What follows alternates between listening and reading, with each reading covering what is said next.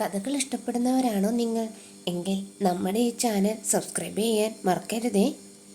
നഗരത്തിൻ്റെ തിരക്കുകളിൽ നിന്നും മാറി തല ഉയർത്തി നിൽക്കുന്ന ശിവാനി മന്ദിരം. ആ വലിയ ബംഗ്ലാവിൻ്റെ അകത്തളങ്ങളിൽ എപ്പോഴും നിശബ്ദതയായിരുന്നു.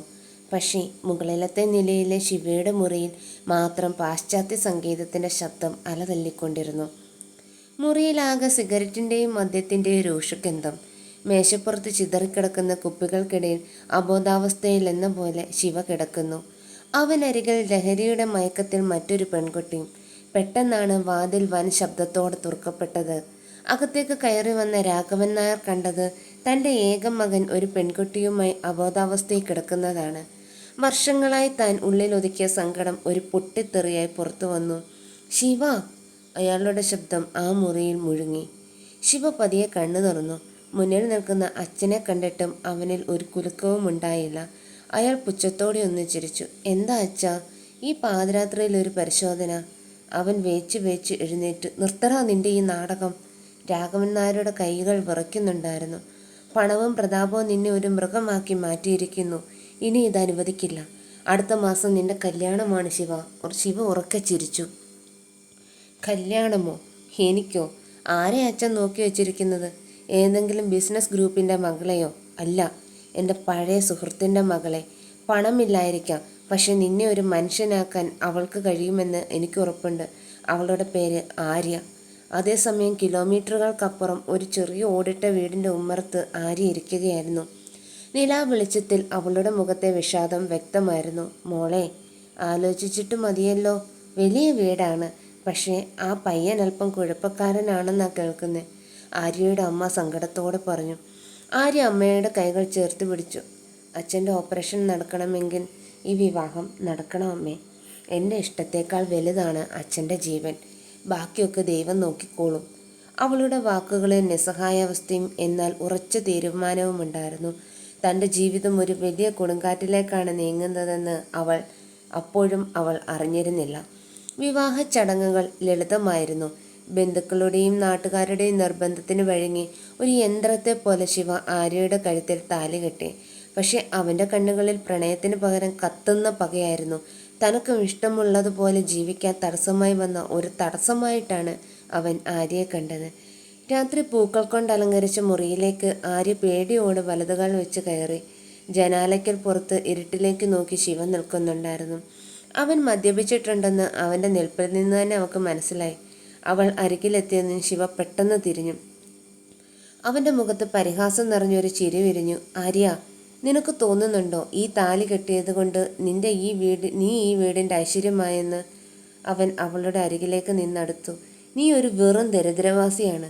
നിന്റെ വീട്ടിലെ കഷ്ടപ്പാട് മാറ്റാൻ എൻ്റെ അച്ഛൻ ഇട്ടു തന്ന ഫിഷയാണ് ഈ വിവാഹം. നിനക്കൊരിക്കലും എൻ്റെ ജീവിതത്തിലോ ഈ ഹൃദയത്തിലോ സ്ഥാനമുണ്ടാവില്ല. ആര്യയുടെ കണ്ണുകൾ നിറഞ്ഞു. ഒന്നും മിണ്ടാതെ അവൾ തല താഴ്ത്തി നിന്നു. അത് കണ്ടപ്പോൾ ശിവയ്ക്ക് ദേഷ്യം കൂടി. അവൻ തൻ്റെ പോക്കറ്റിൽ നിന്നും ഒരു കെട്ട് നോട്ടുകൾ എടുത്തു. അവളുടെ മുഖത്തേക്കെറിഞ്ഞു. പക്ഷെ നിന്റെ ഈ ശരീരത്തിനോട് എനിക്ക് താല്പര്യമുണ്ട്.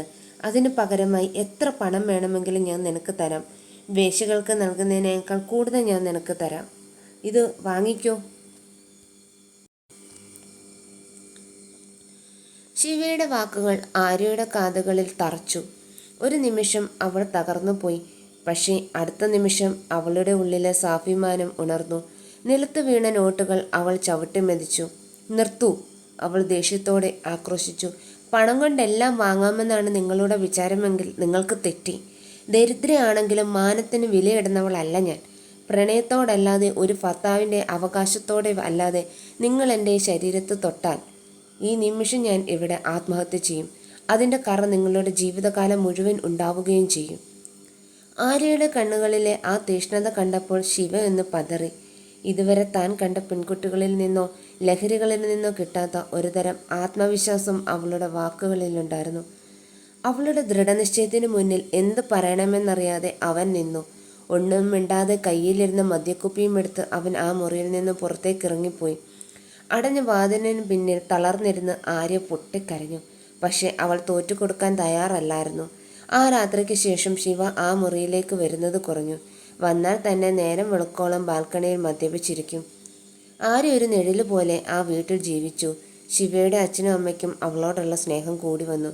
പക്ഷെ ശിവയുടെ അവഗണന അവളുടെ ഉള്ളിൽ നീട്ടിക്കൊണ്ടിരുന്നു. ഒരു ദിവസം രാത്രി വൈകി ശിവ വീട്ടിലെത്തിയത് പതിവിലും കൂടുതൽ ലഹരിയിലായിരുന്നു. കാറിൽ നിന്നും ഇറങ്ങാൻ പോലും കഴിയാത്ത അവസ്ഥ. സെക്യൂരിറ്റിക്കാരൻ ഓടി വന്നെങ്കിലും ശിവ അവനെ തള്ളിമാറ്റി. വീടിൻ്റെ ഉമ്മറത്ത് തന്നെ അവൻ കുഴഞ്ഞു വീണു.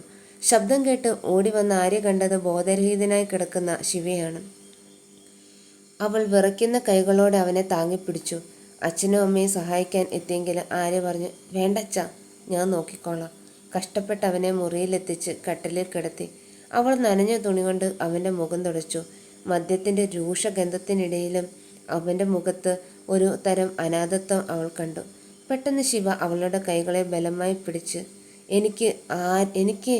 എനിക്ക് ആരെയും വേണ്ട.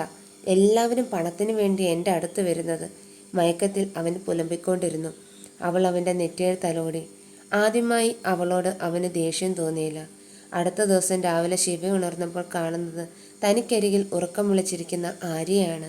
തലേ ദിവസം രാത്രിയിലെ കാര്യങ്ങൾ അവൻ ഓർത്തെടുത്തു. തൻ്റെ അവഗണനയും പരിഹാസവും സഹിച്ചിട്ടും അവൾ തനിക്ക് വേണ്ടി കാവലിരുന്നു എന്നത് അവൻ്റെ ഉള്ളിലെ അഹങ്കാരത്തിനൊരു തിരിച്ചടിയായിരുന്നു. അവൻ പതിയെ എഴുന്നേറ്റ് ബാത്റൂമിലേക്ക് പോകാൻ തുടങ്ങവേ ആര്യ ഉണർന്നു. ചായ എടുക്കട്ടെ? അവൾ വളരെ ശാന്തമായി ചോദിച്ചു. പഴയതുപോലെ ദേഷ്യപ്പെടാൻ ശിവയ്ക്ക് കഴിഞ്ഞില്ല. വേണ്ട എന്ന് മാത്രം പറഞ്ഞു. അവൻ ഒഴിഞ്ഞു മാറി. പക്ഷെ അവൻ്റെ കണ്ണുകളിൽ പണ്ടത്തെ ആ പുച്ഛമില്ലായിരുന്നു. പിന്നീടുള്ള ദിവസങ്ങളിൽ ശിവ വീട്ടിൽ നേരത്തെ എത്താൻ തുടങ്ങി. ലഹരിയുടെ അളവ് കുറഞ്ഞു. ഒരു ദിവസം വൈകുന്നേരം അവൻ പൂമുഖത്തിരിക്കുമ്പോൾ ആര്യ അച്ഛൻ്റെ മരുന്നെടുത്തു കൊടുക്കുന്നത് കണ്ടു. ആ ദൃശ്യം അവനിൽ എന്തോ ഒരു മാറ്റമുണ്ടാക്കി. പണം കൊണ്ട് മാത്രം കിട്ടാത്ത ഒരു തരം സമാധാനം ആ വീട്ടിൽ ആര്യ കൊണ്ടുവന്നിരിക്കുന്നു എന്നവൻ തിരിച്ചറിഞ്ഞു. അന്ന് രാത്രിയിൽ മുറിയിൽ വെച്ച് ശിവ ആര്യയെ വിളിച്ചു. ആര്യ. അവൾ അത്ഭുതത്തോടെ അവനെ നോക്കി. വിവാഹത്തിന് ശേഷം ആദ്യമായാണ് അവൻ അവളെ പേര് വിളിക്കുന്നത്. അന്ന് ഞാൻ നിന്നോട് മോശമായി പെരുമാറി. പണം തരാമെന്ന് പറഞ്ഞത് അത് തെറ്റായിരുന്നു. അവൻ മുഖം താഴ്ത്തി. ആര്യയുടെ കണ്ണുകൾ നിറഞ്ഞു. അവൾ അവനടുത്ത് ചെന്ന് പറഞ്ഞു, എനിക്ക് നിങ്ങളുടെ പണമല്ല വേണ്ടത്. എന്നെ ഒരു മനുഷ്യനായി കാണാൻ ശ്രമിച്ചാൽ മാത്രം മതി. ശിവപതിയെ അവളുടെ കൈകളിൽ പിടിച്ചു. ആ സ്പർശനത്തിന് കാമമായിരുന്നില്ല, മറിച്ച് ഒരു വലിയ പ്രായശ്ചിത്തമായിരുന്നു. അവളുടെ കണ്ണുകളിലേക്ക് നോക്കിയപ്പോൾ അവൻ തിരിച്ചറിഞ്ഞു, താൻ നേടി നടന്ന യഥാർത്ഥ ലഹരി ഈ പെൺകുട്ടിയുടെ പ്രണയമാണെന്ന്. ശിവയുടെ മാറ്റം വീടിനെ ആകെ മാറ്റിമറിച്ചു. പഴയ കൂട്ടുകാരെ അവൻ പാടെ ഉപേക്ഷിച്ചു. ഫോൺ നമ്പറുകൾ മാറ്റി. വൈകുന്നേരം ക്ലബ്ബുകളിൽ പോകുന്നതിന് പകരം ആര്യയോടൊപ്പം ബാൽക്കണിയിൽ സംസാരിച്ചിരിക്കാൻ അവൻ ഇഷ്ടപ്പെട്ടു. എങ്കിലും താൻ ചെയ്ത പഴയ തെറ്റുകൾ ഓർക്കുമ്പോൾ അവൾക്ക് മുന്നിൽ നിൽക്കാൻ അവനൊരു കുറ്റബോധം തോന്നിയിരുന്നു. ഒരു മഴയുള്ള വൈകുന്നേരം മുറിയിൽ ജനാലയ്ക്കൽ നോക്കി നിൽക്കുകയായിരുന്നു ആര്യ. പെട്ടെന്ന് ശിവ പിന്നിലൂടെ വന്ന് അവളുടെ തോളിൽ കൈവച്ചു. ആര്യ ഒന്ന് ഞെട്ടി അവനെ നോക്കി. ആര്യ, എനിക്ക് നിന്നോടൊരു കാര്യം ചോദിക്കാനുണ്ട്. ശിവയുടെ ശബ്ദത്തിൽ ഒരു വിറയലുണ്ടായിരുന്നു. എന്താണ്? അവൾ ശാന്തമായി ചോദിച്ചു. അന്ന് കല്യാണത്തിൻ്റെ അന്ന് ഞാൻ നിന്നോട് പറഞ്ഞ വാക്കുകൾ അത് നീ മറന്നോ? നിന്റെ ശരീരത്തിന് വിലയിട്ട് ആ നിമിഷം അതോർക്കുമ്പോൾ എനിക്ക് എന്നോട് തന്നെ വെറുപ്പ് തോന്നുന്നു. എനിക്ക് പ്രായശ്ചിത്തം ചെയ്യാൻ ഒരു അവസരം കൂടി നീ തരുമോ? ആര്യ ഒന്ന് പുഞ്ചിരിച്ചു. അവൾ അവൻ്റെ കൈകൾ എടുത്ത് തൻ്റെ നെഞ്ചോട് ചേർത്ത് പഴിഞ്ഞു. പഴയ ശിവ മരിച്ചുപോയെന്ന് ഞാൻ വിശ്വസിക്കുന്നു. ഇപ്പോൾ എൻ്റെ മുന്നിൽ നിൽക്കുന്നത് എൻ്റെ ഭർത്താവാണ്. ആ പഴയ കാര്യങ്ങൾ ഓർത്ത് നിങ്ങൾ സ്വയം വേദനിക്കരുത്. ശിവയുടെ കണ്ണുകൾ നിറഞ്ഞു. അവൻ അവളെ ചേർത്ത് പിടിച്ചു. ഞാൻ ഒരുപാട് പെൺകുട്ടികളെ കണ്ടിട്ടുണ്ടാര്യ, പക്ഷേ എൻ്റെ ആത്മാവിനെ തൊട്ട ഏക പെൺകുട്ടി നീയാണ്. ലഹരിയുടെ ലോകത്ത് ഞാൻ ആരെയും സ്നേഹിച്ചിരുന്നില്ല, പക്ഷേ ഇന്ന് എനിക്ക് നിന്നോട് പ്രണയമാണ്. ആദ്യമായി അവൻ തൻ്റെ പ്രണയം തുറന്നു പറഞ്ഞപ്പോൾ ആര്യയുടെ ഉള്ളിൽ ഒരു 1000 പൂത്തിരികൾ കത്തിയ പ്രീതി ആയിരുന്നു. അവൾ അവൻ്റെ തോളിലേക്ക് തല ചായ്ച്ചു. എനിക്കറിയാമായിരുന്നു സ്നേഹം കൊണ്ട് നിങ്ങളെ മാറ്റാൻ കഴിയുമെന്ന്. ആ വിശ്വാസമാണ് ഇന്ന് നമ്മളെ ഇവിടെ എത്തിച്ചത്. ആ രാത്രി അവർക്കിടയിൽ ദൂരങ്ങൾ കുറഞ്ഞു. കാമത്തിൻ്റെ പരുക്കൻ ഭാവങ്ങളില്ലാതെ 2 ആത്മാക്കൾ ഒന്നാകുന്ന സുന്ദരമായ നിമിഷം. പണമോ ലഹരിയോ നൽകാത്ത ഒരു വലിയ സമാധാന ശിവ ആര്യയുടെ സാമീപ്യത്തിൽ അനുഭവിച്ചു. മാസങ്ങൾ കടന്നുപോയി. ശിവ ഇപ്പോൾ അച്ഛൻ്റെ ബിസിനസ് ഏറ്റെടുത്തു കഴിഞ്ഞു. ലഹരിക്കടിമയായിരുന്ന ആ പഴയ ചെറുപ്പക്കാരനല്ല ഇന്ന് അവൻ. നഗരത്തിലെ അറിയപ്പെടുന്ന ബിസിനസ്സുകാരനായി അവൻ മാറി. ആര്യയുടെ വീട്ടിലെ ദാരിദ്ര്യം അവൻ പാടെ തുടച്ചു നീക്കി. അവളുടെ അച്ഛൻ്റെ ചികിത്സയും അവൻ ഏറ്റെടുത്തു. ഒരു ദിവസം സന്ധ്യയ്ക്ക് ശിവ ജോലി കഴിഞ്ഞ് വരുമ്പോൾ ആര്യ പൂമുഖത്തിരിക്കുകയായിരുന്നു. അവളുടെ കയ്യിൽ ഒരു കുഞ്ഞുടുപ്പുണ്ടായിരുന്നു. അത് കണ്ടപ്പോൾ ശിവയുടെ ഉള്ളിൽ ഒരു അത്ഭുതം വിരിഞ്ഞു. അവൻ അവളുടെ അരികിലിരുന്നു. ആര്യ ഇത്? അവൾ ലജ്ജയോട് അവനെ നോക്കി പുഞ്ചിരിച്ചു. നമ്മുടെ ജീവിതത്തിലേക്ക് പുതിയ ഒരാൾ കൂടി വരാൻ പോകുന്നു ശിവ. ശിവ അവളെ വാരിപ്പുണർന്നു. കണ്ണീരും പുഞ്ചിരിയും കലർന്ന ആ നിമിഷം അവരുടെ ജീവിതത്തിലെ ഏറ്റവും വലിയ വിജയമായിരുന്നു.